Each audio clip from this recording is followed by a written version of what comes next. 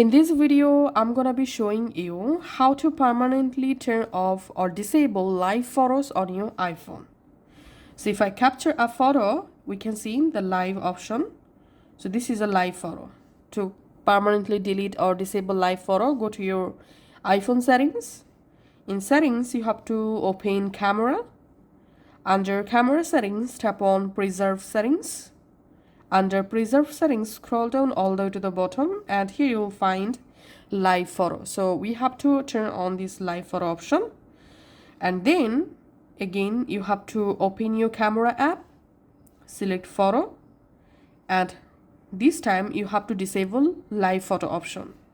Now on, whenever you capture photo, your photo will be captured without live. And now on, whenever you go to your camera app, you select photo, you capture a photo, all of your photos will be captured without live. We can see.